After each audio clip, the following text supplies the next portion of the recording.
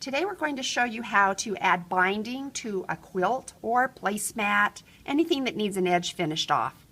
We start with cutting our strips. I like to use 3 inches because I do the French fold method. You could do different widths, but I am going to demonstrate the French fold method. I have cut my fabric strips on straight grain. You could also cut them on bias. Bias is always best for binding, but since I am not going around curves, I can have my grain as straight grain for straight edges. We've cut all our strips, and then I have pressed them all wrong sides together, right in half like this, hot dog style. Raw edges meet, and my fold is right here. And now I'm going to stitch them together. We don't want to stitch them together like this. That will make it very bulky. We want to stitch diagonally so it's not as bulky. So take 2 strips, put them right sides together, perpendicular to each other, matching the corner up here. And then you're going to put a pin in. We want to make sure we sew it the correct way. We're not going to sew this way. We're going to go this direction. So if you feel like you need to make a mark from point to point, go ahead and draw that pencil in. I'm using a walking foot. I don't need it for this step, but because I need it for my binding, I went ahead and put it on. So we're stitching from end to end. We'll back stitch.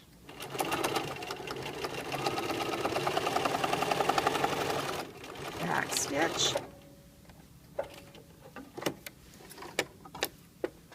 If you're worried that maybe you did it wrong, you could put it right sides together and just see it looks good. So now we're going to cut all that off except the 1/4 inch.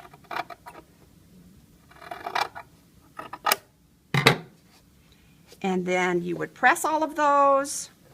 I'm just going to finger press it. Okay, and then we press it back down this way. Okay, that way when this is folded 3 times, that seam never meets, so that's definitely less bulky. Okay, now we're going to talk about how we sew this to our quilt. We have a little sample here. This is a placemat size, but if this was a quilt, you would probably have a real pretty front and a plain back. So you have to decide, do I want to sew to the back side and roll it to the front, or sew on the front side and roll it to the back? It really is a personal preference. I like to machine stitch the final side of my binding, so I actually stitch it on the back side first and roll it around to the front side and stitch it by machine. Those who like to hand stitch their binding will sew the binding first of all to the front side, roll it to the back side, and hand stitch it all the way around. So that is your choice. One other thing to remember is that we never start stitching at a corner. That's too hard to finish the end. Always start on one of your sides. We want to decide how wide our seam allowance should be. I've pressed this in half, so now I've got 1.5 inches, half of the 3 inches. But don't think that your seam allowance should be a 1/2 inch. If we sewed at a 1/2 inch, rolled that to the back side, we may not have enough room to roll it. It really depends on the thickness of your fabric and the thickness of your batting. High loft is going to have a smaller seam allowance. So always test it first with a pin. It's called turn of cloth. Roll it to the other side. See if your binding is going to match up to your pin. We want the edge of your fabric to meet right in the middle there. We don't want to have a thick and thin edge. We really want that to be full up in there. But we want to make sure our seam allowance isn't too wide. So I'm going to do a 3/8 seam allowance. Start somewhere in the middle here. Leave the first 3 inches unstitched. And you could go ahead and pin the rest of your binding on, matching up all your raw edges. Coming to my 3/8 line.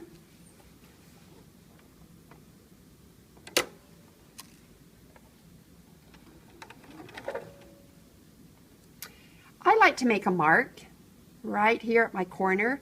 I'm going to stop stitching 3/8 before I get to that corner. The walking foot really helps keep your layers even. I have the needle in the down position. We're going to stop stitching. The needle is down. Now we're going to turn diagonally and stitch just to this point. And stitch off. We don't even have to back stitch.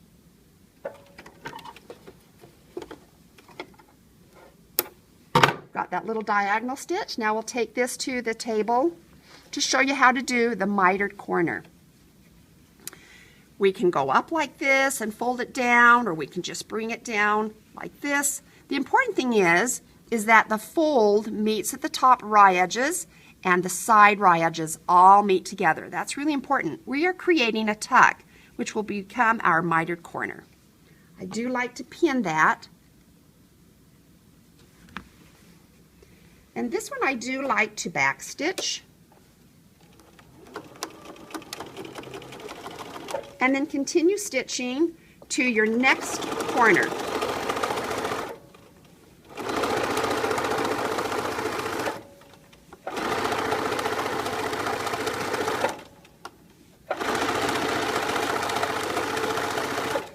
I haven't marked this corner, but we want to make sure we don't go too far.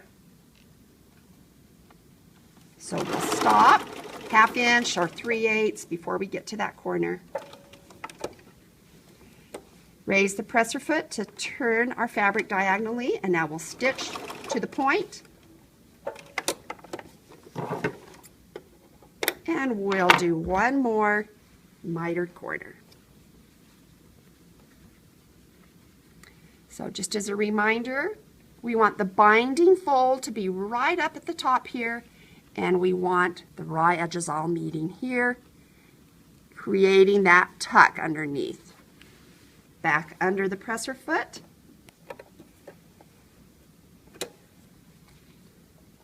Back stitch.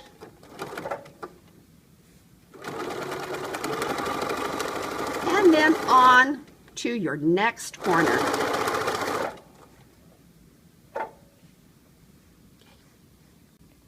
Now we're going to show you one method of finishing off your tail, the end. And this one's called the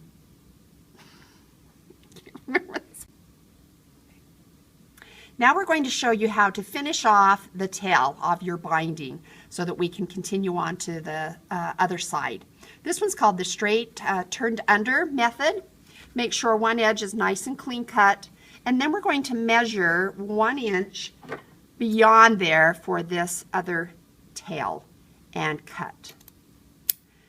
Then just take one of those tails, open it up, and turn under the raw edge 1/2 inch to the inside and finger press it, just like that. And then take your other tail, tuck it inside the outer binding, wrap it around, and pin it down.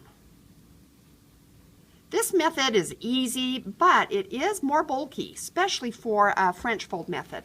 Now we will take that to the machine and finish stitching.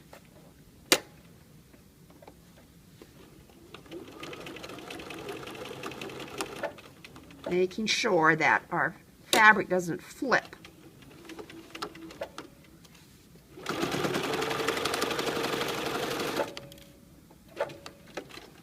Okay, we'll clip our threads and then show you what that looks like. Finishes off your raw edges. Now as we turn it, this is what you'll see. Okay, it's a nice quick way, like I said, but it will be a little more bulky in there. So that is one method.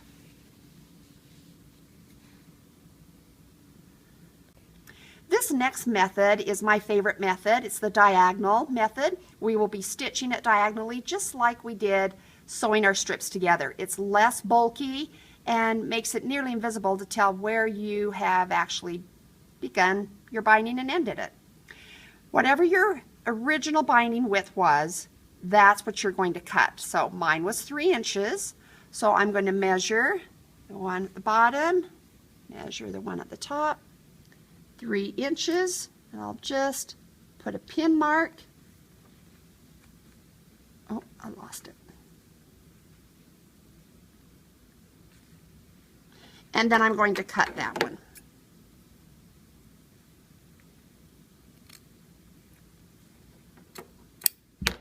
You have to leave your tails unstitched so you have enough room to now put these right sides together, but they are going to be perpendicular. And once again, sometimes this confuses people and they think, okay, I'm going to stitch this end to this end, and they do it wrong. So go ahead and put 2 pins in there and just check it. So if these pins were a stitch, is that the right direction? Yes. That's going to be just fine. So we're going to stitch end to end here. I know that looks really funny and awkward, but that will be our seam. So bring it to your sewing machine, back stitch to that top corner, and then come down to the opposite corner. You could draw a straight line there if you were worried about sewing straight, back stitch. Now before we trim that down, let's just double check it that it's correct and that it's the right length, okay? If it lays flat, then you know you've got the right length. If you had too much in there, I would have to do a different seam. So it looks good. We're going to cut that off. So we have a 1/4 inch seam allowance. Finger press that open.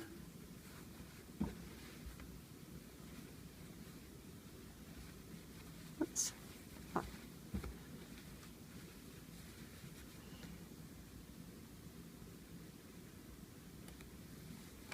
That nice and flat. And now we will finish stitching our end.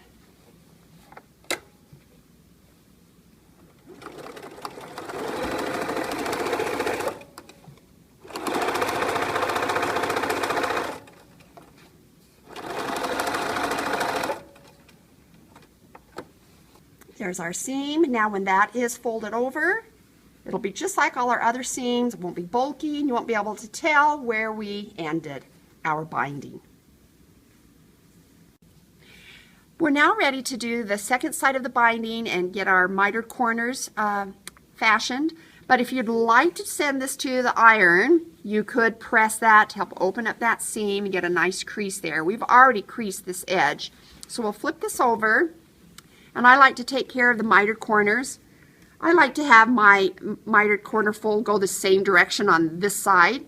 So fold your fold your binding to match your stitch here. Find where your point is there. And I really like to make sure I've got a nice long diagonal line here. Then you're going to fold that in, and we want that fold to meet right here at this inside corner. I'll try to make it look bad, okay? This is what we don't want to see. We don't want it folded like that. See that crease right there? We want that crease to meet this inside corner. So work with it a little bit. Getting that long diagonal line really helps. Bring it in to where it's going to meet right at that inside corner, and then I just crease it with my thumb and fingers. And then go ahead and pin that. And let's go do one more corner for the video. Bring the top binding down to the stitch, and then find out where your point is. Have a nice diagonal crease here. Bring that in so that it meets the inside corner. It's not going to look quite as nice as your first side where it created the tuck, but it's going to be a nice corner, not bulky. And now you can finish pinning your binding on. We roll it all the way around so that it barely overlaps where your stitching is. Now you can choose to hand stitch. Of course, this is the front side for me, so I'm going to machine stitch using my walking foot. I'm going to do a straight stitch, then I'll show you a decorative stitch that I like. Doing a straight stitch, it's not forgiving. You've got to be very careful, be very accurate as you stitch here. And even as accurate as you can be on the front side, it may not be totally accurate on this other side. But if you use a decorative stitch, that's definitely more forgiving. It will be wider, and if you wandered a little bit, you're not going to be able to tell that you did wander. So we'll start here. Get it under the presser foot. Here's where I love the needle down feature. And so as I get this into place, I like to use this inside left corner as a guide. And then I'm going to move my needle over maybe 1, maybe even 2 to the left. Just I'm getting in position to just get it right where I want it so I can be as accurate as possible. I think I'll just move it 1 over. And the needle is in the down position. So I train my eye right here in that upper left-hand corner. And then I can be quite accurate, straight as I can be.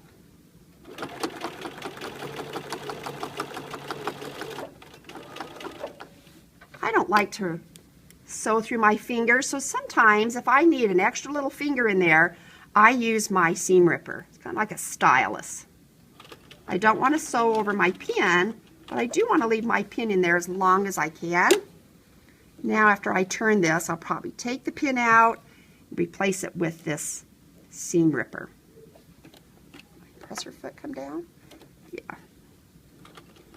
So that's how I turn a corner. Continue stitching, pinning if you want. Whoops. This fabric's trying to come out, so get in there and put it back in place.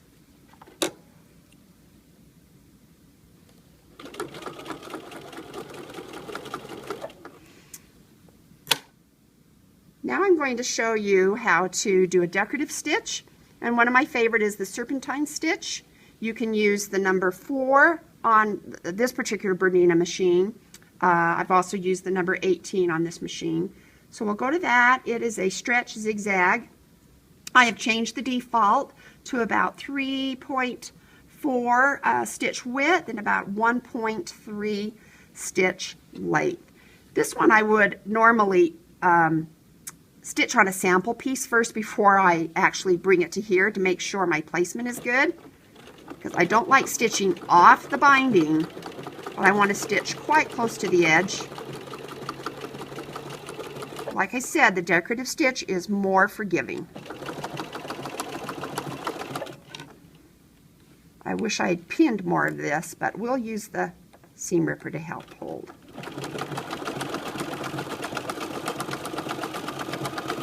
Okay, and then you would continue that all around the quilt. Here is what your straight stitching will look like on the top side, and then hopefully on the back side it will look similar to that. Sometimes we tend to have the stitches go off a little bit, but hopefully they stay consistent. And then for the serpentine or another decorative stitch, here's what it looks like on the top side, and then here's what it looks like on the back side. Once again, just a reminder, the decorative stitch is more forgiving if you happen to wander a little bit. And the most important thing is using this walking foot. When you use the walking foot and a decorative stitch, test it out first. You want to make sure that the width of your decorative stitch is not wider than the opening of your walking foot, because we don't want the needle to hit the side of the presser foot.